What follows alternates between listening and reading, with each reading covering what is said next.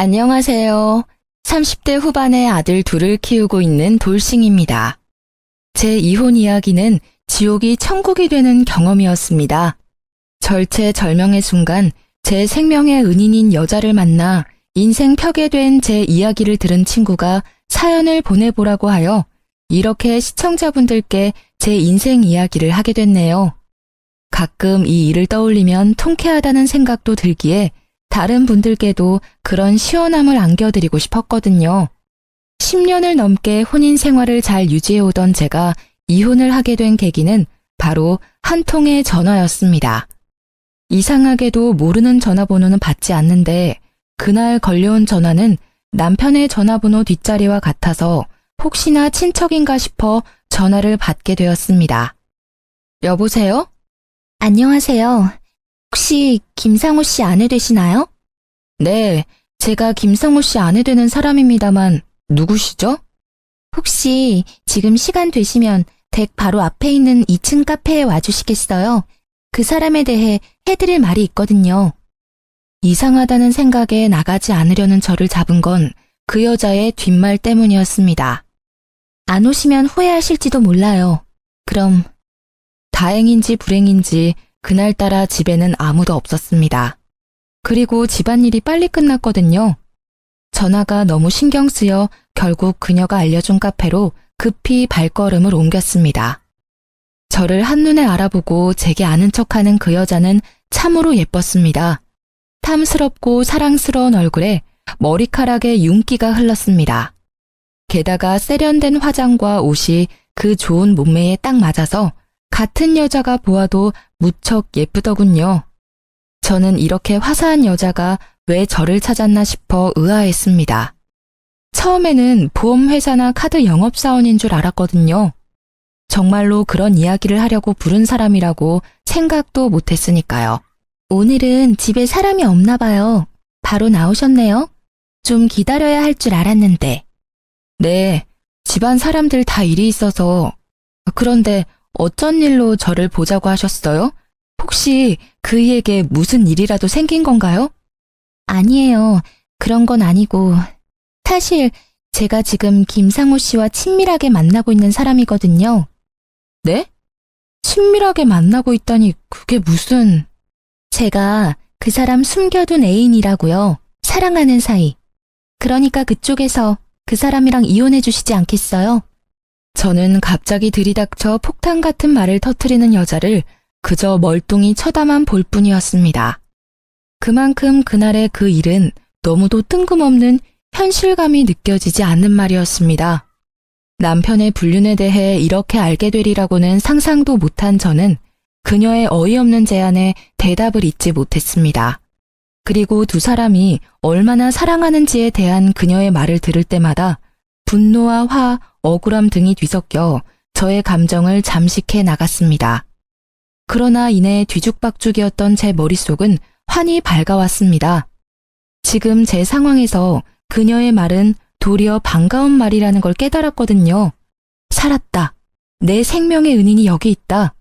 그 기쁜 마음을 듬뿍 담아 저는 여유로운 미소로 상간녀에게 시원하게 말해줬습니다. 네, 이혼해드릴게요. 두 사람 꼭 결혼하세요. 제 말에 벙찐 상간녀의 얼굴이 아직도 기억에 고스란히 남아 있습니다. 제가 이렇게 웃으며 두 사람의 사랑을 응원하게 된 원인은 10년 전으로 거슬러 올라갑니다. 지금처럼 합가를 한 게 아니라 당시에는 분가 상태였고 그때는 시부가 살아계셨습니다.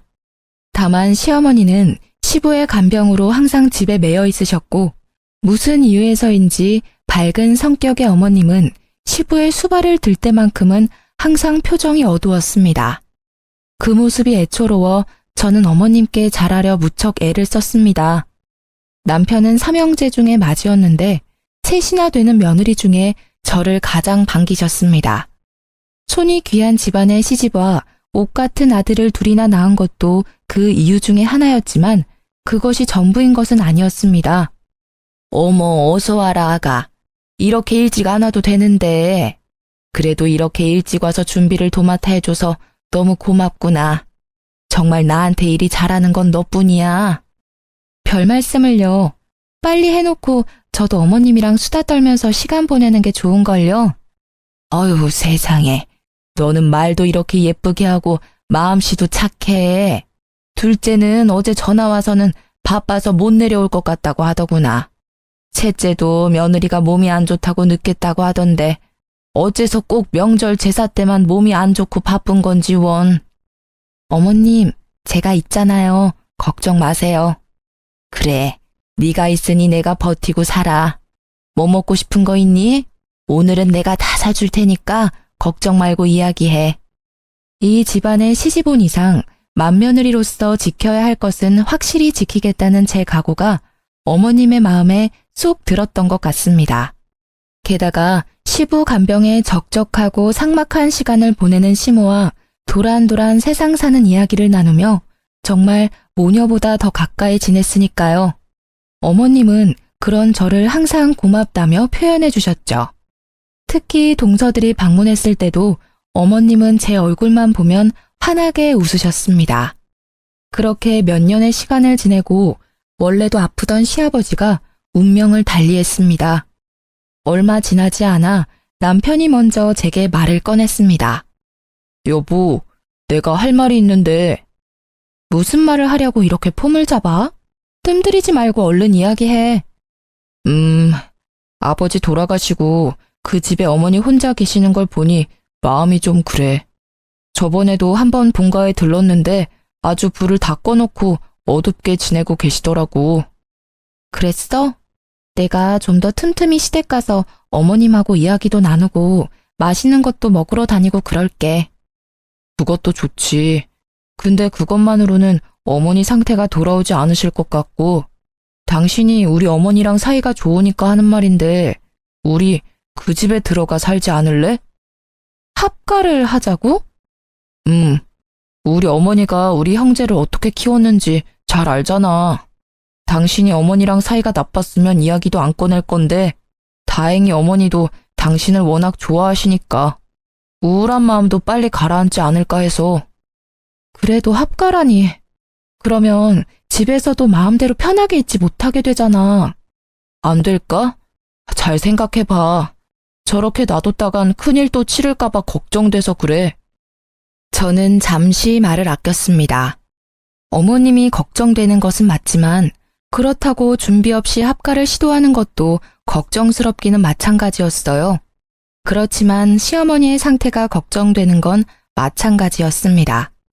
솔직히 저와 관계가 돈독했다는 것도 합가를 하게 된 결정적 요인이기도 했죠. 그렇게 저는 남편과 시댁으로 들어가게 됐습니다. 당연히 시어머니께서는 우리의 합가를 무척 반기셨습니다. 시어머니께서는 합가를 선택해준 저에게도 고마워하셨고 제 마음이라도 편하게 해주시려는 듯 제가 하는 일에는 절대로 잔소리나 꼬투리 잡는 말을 하시지 않으셨어요. 솔직히 그것만으로도 정말 감사하다고 생각했어요. 그러나 그런 어머님의 노력에도 역시 큰 문제가 생기긴 했어요. 당신, 오늘은 나랑 이야기 좀 해. 당신 왜 주차장에 나와 있어? 들어가, 날도 이제 찬데. 잠깐이면 돼. 당신 합가 후에 더 늦게 오는 거 알아? 합가하면 더 잘한다고 하지 않았어? 약속을 깨도 이런 식으로 깨는 건 아니지. 어휴, 또 그 얘기야? 그치만 어떡해. 일이 그렇게 늦게 끝나는 걸. 나도 일찍 퇴근하고 싶다고. 집에 와서 시원한 맥주나 마시면서 쉬고 싶어 하는 거 당신도 잘 알잖아. 그래도 이렇게 매번 늦는 법이 어딨어. 당신도 집에 와서 애들도 좀 보고 어머님하고 이야기도 하고 해야 할 거 아니야. 매번 왜 나한테 다 미루는데. 우리 애가 둘이야. 내가 꼬박꼬박 정시 퇴근하면 아들 둘 뒷바라지가 가능할 것 같아? 안 돼. 절대로 안 돼. 야근이라도 해야 수당이 붙어서 좀 넉넉하게 살 수 있을 거 아니야. 애들 맛있는 것도 사주고 미래에 하고 싶은 것도 마음껏 시켜줘야지. 그거야 그렇지만 그래도 너무하잖아. 육아도 힘들어. 당신은 대수롭게 생각하지 않지만 아침에 일어나서 잘 때까지 쉬지도 못하고 일한다고. 돌아서면 밥해야 하고 장도 내가 봐야 하고 애들 등하원도 내가 시키잖아. 게다가 당신이 늦게 오면 애들 목욕도 내가 시켜야 하고 결국 화장실 청소까지 내 일이지. 내가 힘들다고 나이든 어머님한테 일을 시킬 수도 없는 노릇이고 당신이 일찍 와서 조금이라도 도와줘야 나도 숨 좀 돌릴 거 아냐. 자기가 좀 이해해줘. 누군 일하고 싶어서 야근하냐? 지금 상태로는 답이 안 나오니까 하는 거야. 당신한테 그저 막연하게 기다리라고는 안 해. 대신 직급 오르면 월급도 오르니까 그때는 야근 줄이도록 할게. 응? 그리고 나도 애들이랑 최대한 시간 같이 보내도록 해볼 테니까. 평일 야근도 문제지만 주말에 일 안 할 때도 문제잖아. 쉴 때라도 애들이나 어머님하고 좀 시간을 보내줘야지. 주말까지 나한테 시키면 나는 언제 쉬어? 당신만 쉬고 싶어? 나도 좀 쉬었으면 좋겠어. 집안일은 했는지 티도 안 나고 육아도 내가 다 도맡아 하니까 내가 얼마나 힘들게 사는지 모르지? 당신이 몰라서 그래. 야근 계속 해봐. 얼마나 몸이 피곤한데. 주말에 애 보는 건 거의 불가능에 가까워. 솔직히 아침 9시부터 저녁 10시까지 일하는 나한테 주말 정도는 양보해줘야 하는 거 아니야? 당신은 틈틈이 쉬면 되잖아. 쉴 틈이 어딨어. 있으면 진작 쉬었지. 게다가 애들이 당신을 찾지도 않아. 애들이 아빠는 맨날 첫날 일만 하는 사람이래. 얼마나 대화를 안 하면 이렇게 생각하겠어? 제발 돈만 벌지 말고 애 정서 발달에도 도움을 줬으면 좋겠어. 아, 알았어. 주말에 애들하고 놀러 가보도록 노력할게. 그럼 됐어? 이제 잔소리 그만하고 들어가자. 나 피곤해. 남편이 힘들어 보인 건 사실이었고 애초에 홀벌이를 하는 집이라 남편의 수입이 전부인 것을 감안하면 어쩔 수 없는 일이기도 했습니다. 그러나 머리로는 이해했지만 여전히 마음은 서운했습니다. 나의 하소연을 잔소리 취급하며 대수롭지 않게 여기는 그 모습에 실망도 했습니다. 그렇게 하루가 멀다 하고 우리는 똑같은 문제로 주차장에서 매번 이렇게 다투었습니다. 결국 그 뒤로도 저는 시어머니의 하루 3끼의 식사를 챙기는 것과 육아, 집 청소와 자질구레한 살림살이를 하느라 바쁘게 지낼 수밖에 없었습니다. 그렇게 지지고 볶고 10년을 지낸 어느 날 병원을 다녀온 어머님과 남편의 표정이 심상치 않음을 느꼈습니다. 무슨 일이냐고 물어보지도 못할 만큼 얼굴색이 파리한 시어머님 때문에 신경이 쓰여 같이 다녀온 남편을 추궁했더니 저녁에 시동생들과 함께 밖에서 보자고 하더군요. 무슨 일인데? 어머님 상태 많이 안 좋으셔? 아님 기력이 많이 떨어졌다거나. 아, 우리 어머니 간암이래. 간암이요? 시동생들과 동서들은 그 말에 깜짝 놀라 말을 잇지 못했습니다.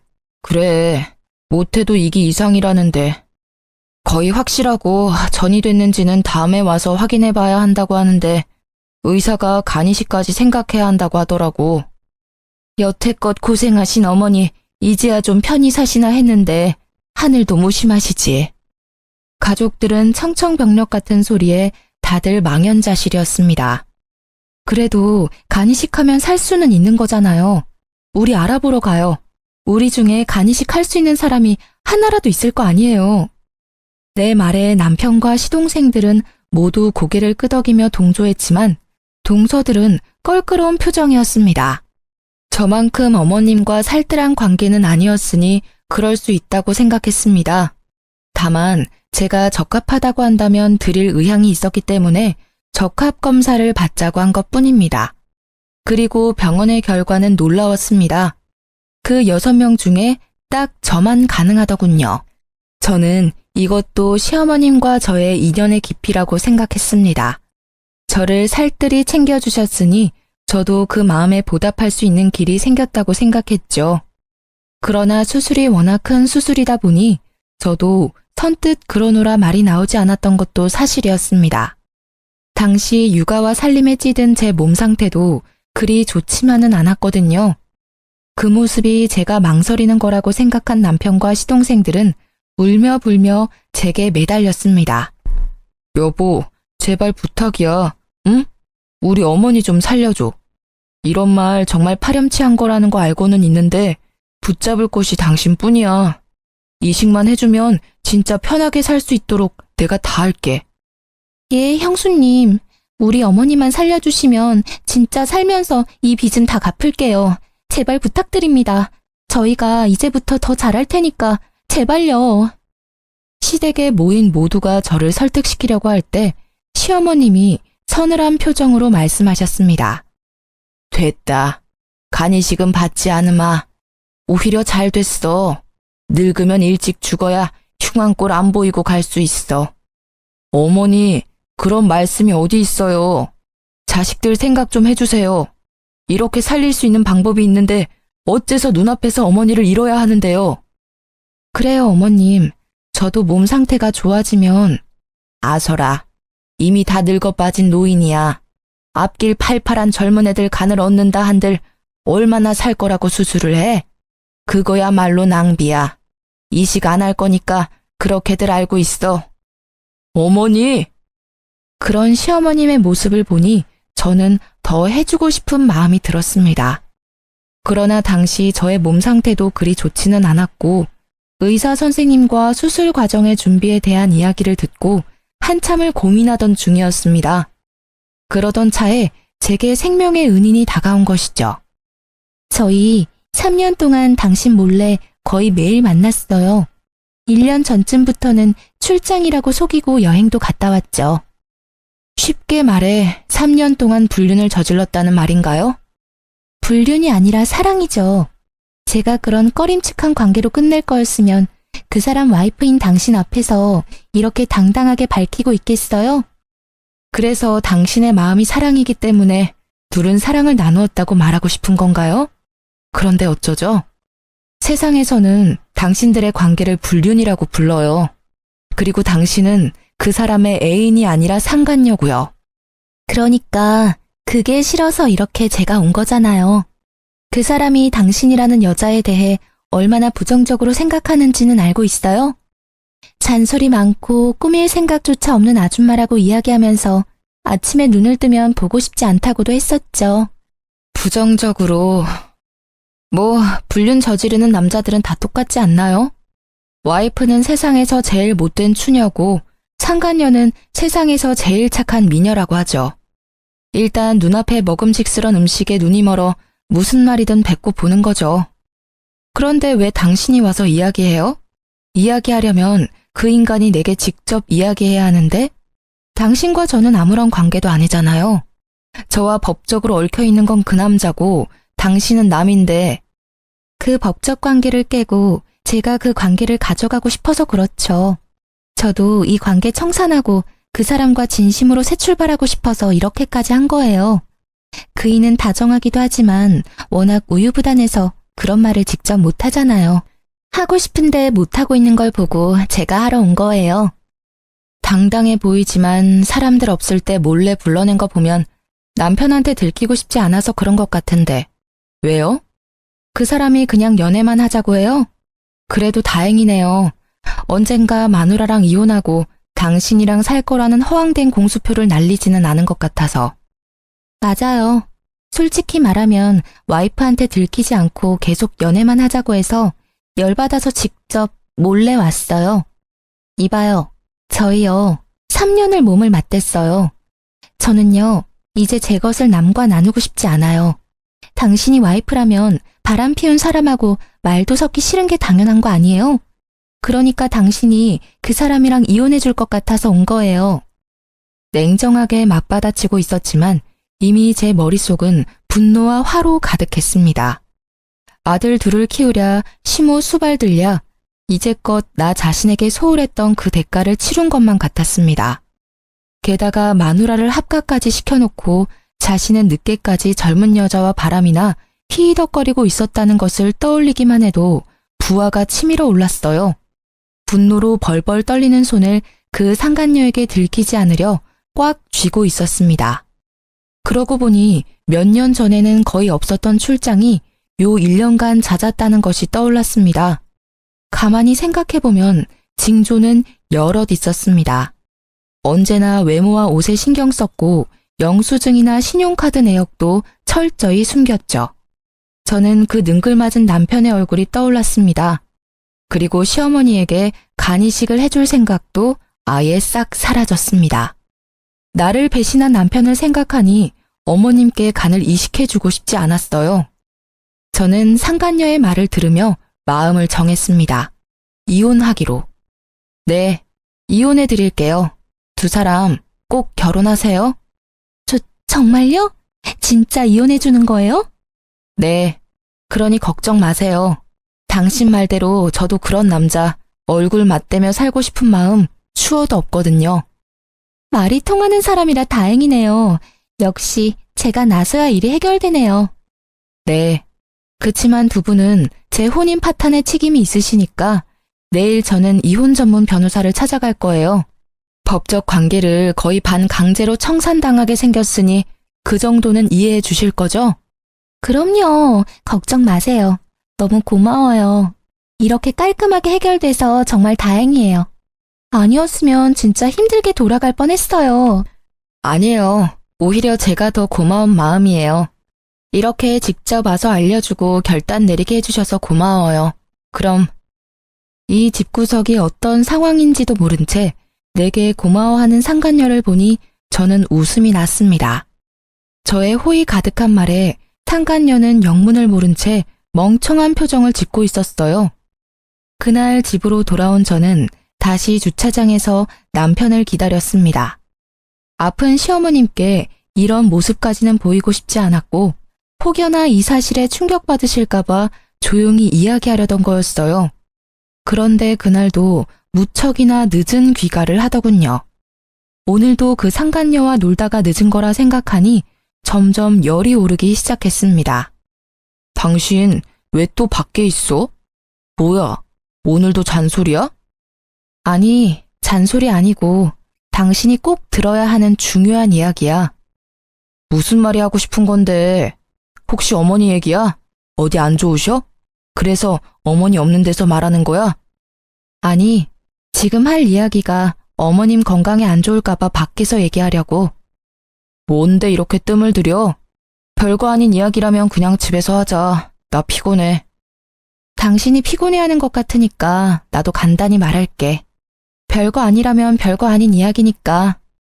오늘 정말 예쁘게 차려입은 젊은 여자가 우리 집 앞까지 날 찾아왔거든. 그 사람이 글쎄 대뜸 나더러 당신이랑 사랑하는 사이라고 하더라고. 어때? 별거 아닌 이야기지? 제 말에 남편의 얼굴이 점차 굳어가고 있었습니다. 그래, 어디서 만난 여자야? 오피스 와이프야? 아님 인터넷으로 만난 사람? 그것도 아니면 설마 술집 여자는 아니겠지. 근데 정말 비참하더라.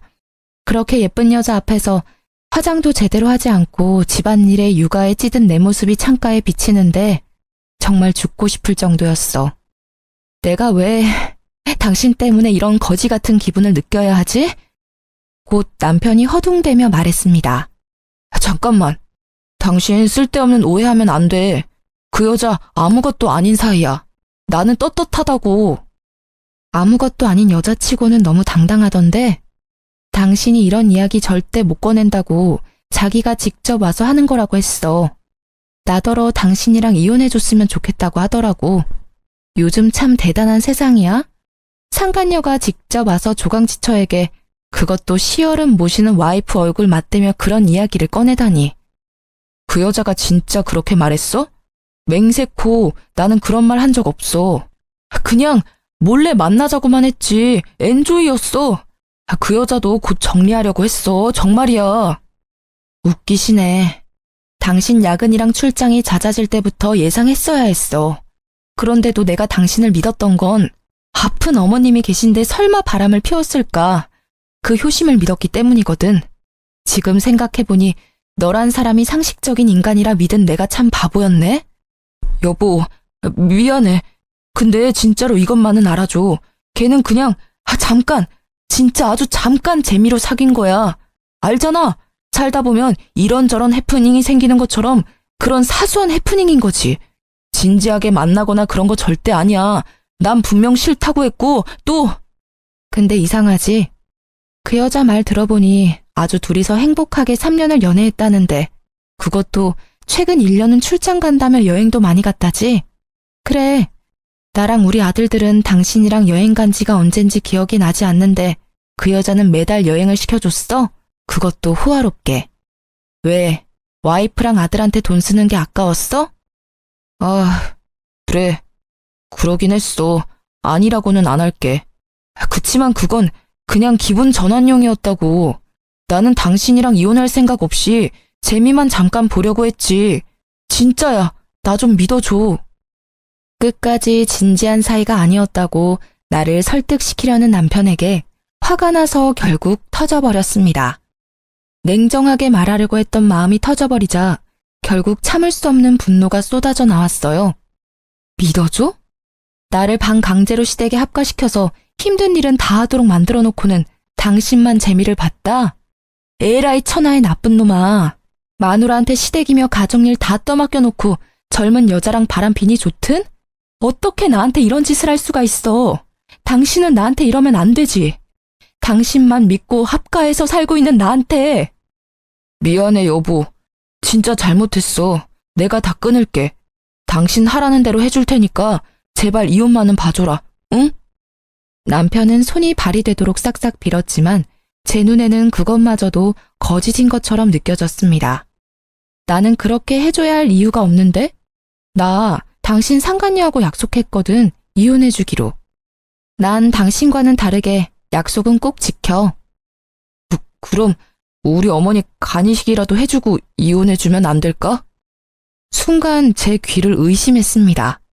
바람난 것도 괘씸한데 어떻게 자기 입으로 간이식을 운운할 수 있는지 뻔뻔한 것도 정도가 있는 법인데 말이죠. 내가 미쳤어? 당신이 젊은 년이랑 바람난 것도 우라통이 터져서 미쳐버릴 것 같은데 이 식을 왜 해줘? 당신 정신이 제대로 박혀있긴 해?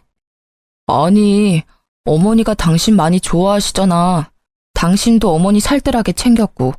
그간의 정이 있는데 마지막으로 그거라도 좀 해주고 가, 어? 나한테 부탁하지 말고 당신이랑 죽고 못 살도록 알콩달콩 깨볶는 상간녀한테 이야기하는 게 어때?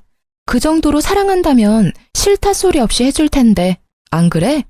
걔는 어머니랑 만난 적도 없어. 상식적으로 한 번도 본 적 없는 사람한테 간이식 해줄 사람이 어디 있어? 당신은 10년 넘게 모셨잖아. 명색이 며느리인데 그 정도도 못 해줘?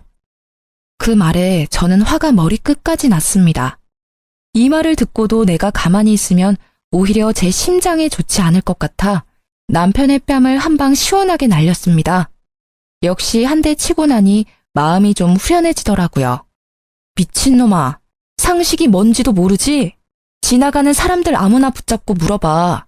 바람난 남편 어머니 간이식 해주는 건 상식인지 아닌지. 아, 속 터져. 이런 놈을 이제까지 남편이라고 데리고 살았다니 내가 미련한 년이지 내가. 결국 그 다툼을 끝으로 저는 시댁에서 나오게 됐습니다. 자고 있던 두 아들을 깨우면서 저는 최대한 화를 가라앉히려 했지만 얼굴에서 드러났는지 애들도 별말 없이 준비를 하더군요.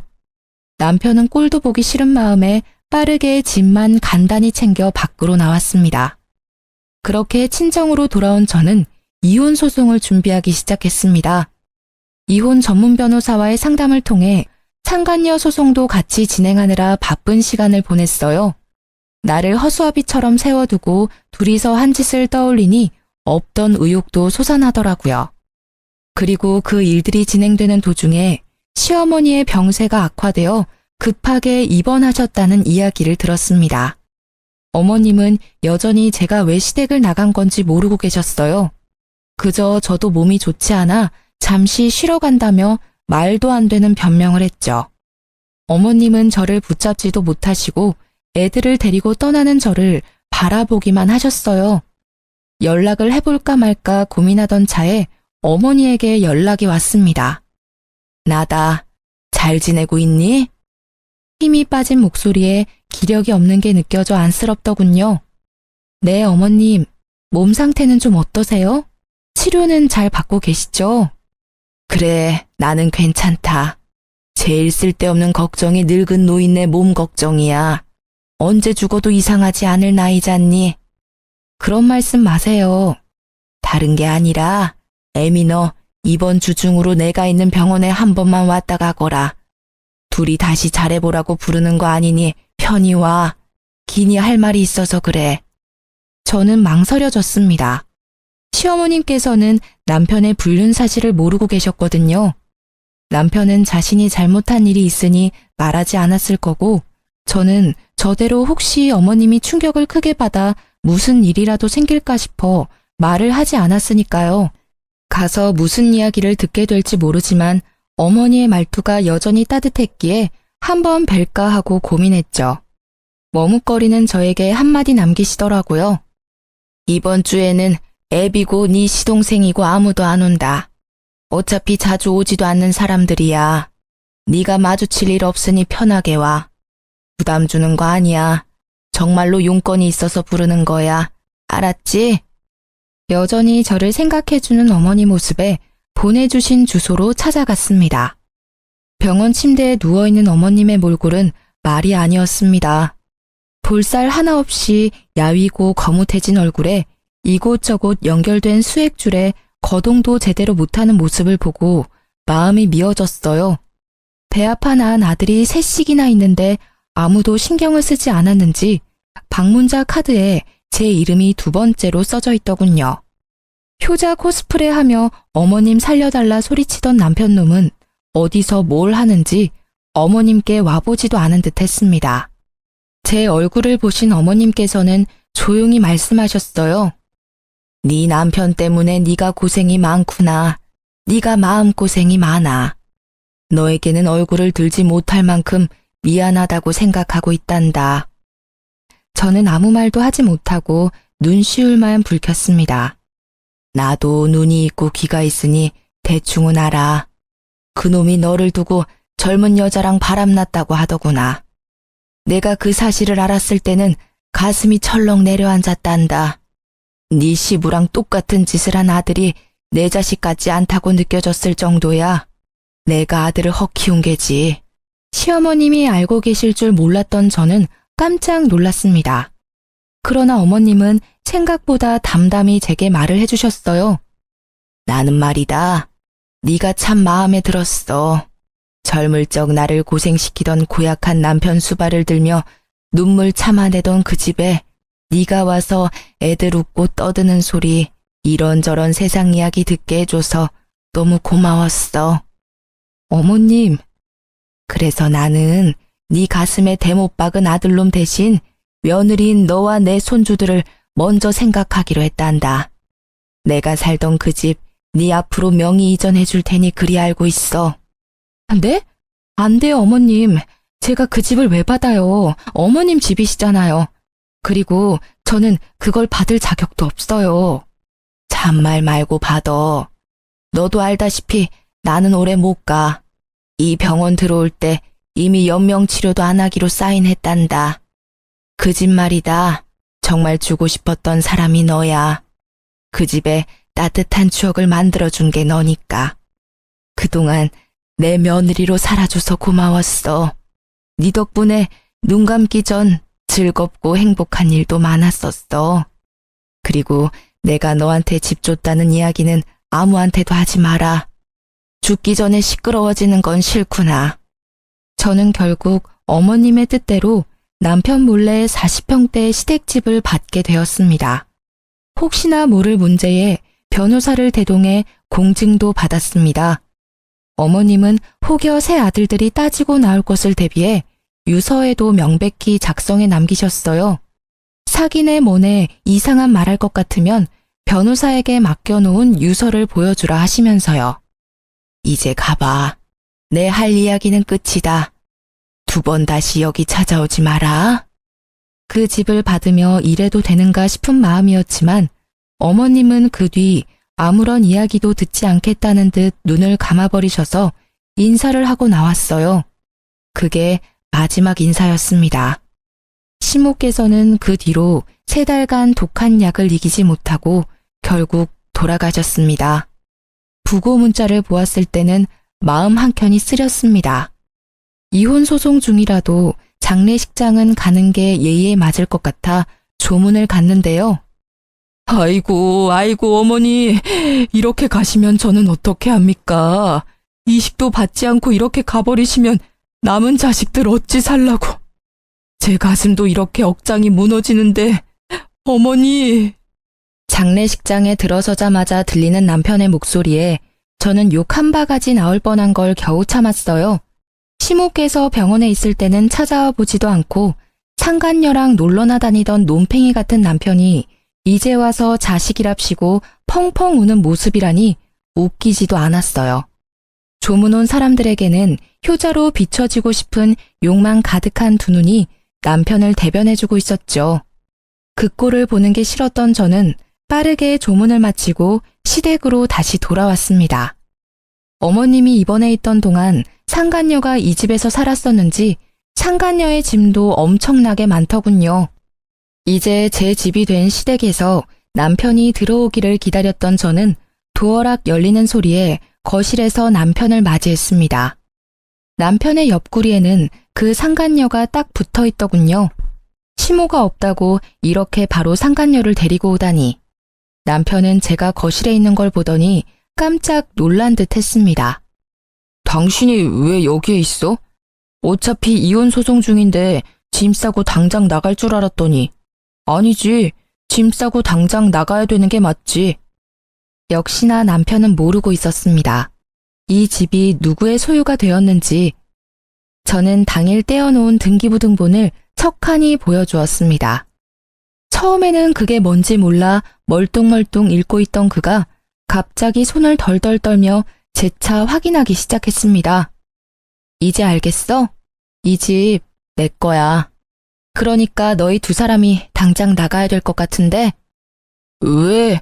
이 집이 왜 당신 앞으로 되어 있어? 내가 받는 게 당연한데. 아, 뭐야?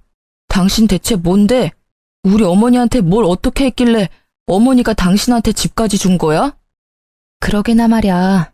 내가 뭘 해서 어머님이 내게 집을 남기셨을까? 당신이 잘 좀 생각해봐. 일단 이 집에서 나가. 알았지? 야, 너 설마 우리 엄마 협박했어? 아님 시어머니 상대로 사기쳤냐? 정당하게 합법적으로 시어머님 통해서 전달받은 건데 못하면 어머님 담당했던 변호사님께 찾아가 봐. 명함 줄게. 당당한 제 말에 뒷목 잡는 남편과 옆에서 눈알만 열심히 굴리는 상간녀의 모습을 보며 곧장 이삿짐 센터에 전화를 했습니다. 여기요, 용달차 하나 보내주세요. 짐 그렇게 많지는 않거든요. 최대한 빨리 와주세요. 상간녀가 저와 제 아들들 짐만 고스란히 모아 창고방에 처박아 놓았길래 저는 그 짐을 제외한 남편과 상간녀의 짐을 모조리 용달에 실어달라고 했습니다. 남편이 믿고 있던 재산이 그 집뿐이었는데 그 집이 제 것이 되었으니 상간녀는 두 번 다시 볼 일 없다는 듯 짐을 챙겨 나가려고 하더군요. 야, 너 어디 가? 야, 너 설마 내 돈 보고 붙어 있었어? 이 꽃뱀 같은 년이? 그럼 오빠 어딜 봐서 나 같은 여자가 붙어 있었겠어? 이 집이 오빠 명의도 아닌데 내가 붙어 있을 필요 없잖아. 서로 주고받는 심플한 사이인데 그 정도는 당연한 거 아니야? 뭐? 뚫린 입이라고 함부로 이야기하지. 언제는 나 좋다며. 내가 전부라며. 네가 와이프한테 이혼하라고 해놓고 너 혼자 빠지겠다. 내가 시키지도 않은 일을 만들어서 분란만 만든 건 너야. 너도 책임질 건 져야 할 거 아냐. 왜 네가 싸지는 일을 내가 수습해야 하는데? 그거야 오빠 생각이지. 게다가 오빠가 이렇게 멍청한지 몰랐었거든. 난 돈 없는 오빠한테는 관심 없어. 오빠가 뭐가 대단해? 몇 푼 되지도 않은 월급에 얼굴이 잘생겼기를 해 다정하기를 해. 거기다가 봐. 내가 오빠 생각해서 와이프랑 이혼하게 만들어놨는데 두 눈 뜨고도 집까지 홀랑 뺏기고. 너 말 다 했어? 저와 용달 기사들이 보는 앞에서 두 사람의 추접스러운 대화는 그렇게 몇십 분 동안 이어졌습니다. 정말 수준 떨어지는 사람들끼리 똑같은 짓 하는 걸 보니 코미디가 따로 없었네요. 결국 남편은 상간녀와 함께 제 집에서 쫓겨났습니다. 어디로 간 건지는 모르겠지만 두 사람이 함께가 아니라는 것만은 확실했어요. 집 하나 없다고 찢어지는 두 사람을 보며 사랑이네 뭐네 했던 상간녀의 말이 생각나더라고요. 그 여자에게는 남편이 물려받았을 집이 사랑의 대상이었겠죠. 그렇게 저는 남편과의 이혼 소송에서 승소하게 되었습니다. 당연하다고 생각해요. 상간녀를 데리고 시댁에 온 것도 그렇고 그 상간녀가 와이프인 나를 찾아와 이혼을 종용하기까지 했으니 말이죠. 그럼에도 소송까지 간 남편이 대단한 건지 모자란 건지 모르겠네요. 아, 물론 상간녀한테는 손쉽게 위자료를 받아냈죠. 요즘 애들 참 시원시원하더라고요. 소장을 받자마자 돈이 입금되더라고요. 그런데 남편은 거기에서 끝나지 않았어요. 여보, 애들은 좀 보여줘. 어떻게 엄마가 돼서 애들한테 아빠를 없애버릴 수 있어? 당신 정말 잔인한 사람이야, 어? 당신 진짜 열받는 소리만 골라서 하는 재주가 있네? 애들 어려서 아빠 찾을 때 당신 뭐라고 했는지 기억 안 나지? 아빠 바빠, 아빠 피곤해, 아빠 힘들어. 매번 이 말만 하면서 도망갔던 건 애들을 위해서 한 일이었니? 내가 잔인해? 미안한데 이미 애들 어렸을 때부터 아빠 자리는 한참 비어 있었거든? 그때는 나도 피곤했어. 지금은 또 다르잖아. 나는 애들한테 잘할 자신이 있고 또 친아빠니까 애들을 볼 권리도 있어. 애들이 보고 싶으면 밖에서 봐. 이 집으로 기어들어오지 말고. 밖에서 보고 맛있는 거 사주고 같이 즐겁게 놀다가 집에 보내주면 되잖아. 애들이 집에서 노는 걸 더 좋아하잖아. 어릴 때도 보니까 집 안에 붙어서 놀던데. 언제적 얘기를 하는 거야? 허튼 소리 그만하고 이제 내 집에 발도 디디지 마. 한 번만 더 찾아와서 난동 부리면 바로 경찰 부를 거야. 전 남편은 그제야 자신이 한 짓이 후회가 되는지 눈물을 질질 흘리기 시작하더라고요. 동정표를 사려는 작전은 제게 통하지 않는다는 걸 모르는지 이렇게 끈덕지게 집으로 들어오려던 이유가 무엇인지 나중에 알고는 웃었어요. 알고 보니 회사에서 불륜을 저질러 이혼 소송 당한 게 소문이 파다하게 났다더군요. 누가 소문낸 건지는 모르겠지만 그 길로 전 남편은 직원들에게 왕따 당하다가 결국은 스스로 사표를 냈다고 해요. 직장도 잃고 아내와 자식도 잃고 그렇게 애정하는 상간녀까지 잃은 전 남편이 뭐 하나라도 건져보려고 내 집에 온 거였어요. 최근에는 퇴사하고 일이 없어 배달기사로 벌어먹고 산다고 하더군요. 앞으로는 제발 저한테 피해를 주지 않았으면 하거든요. 이렇게 긴 글을 쓰다 보니 진짜 그 상간녀의 연락이 없었다면 제가 어떤 꼴을 당했을지 상상도 가지 않네요. 그 상간녀가 제게는 정말로 은인이나 다름없어요. 이렇게 제 이혼 이야기는 끝이 났네요. 조강지처를 버리려던 나쁜 남편의 말로를 보시니 속이 시원하시죠? 어디 가서 이야기하기 힘든 말이지만 이렇게라도 털어놓으니 제 마음도 한결 편안해졌어요. 이렇게 긴 글을 함께 봐주신 분들에게 감사의 마음을 전합니다.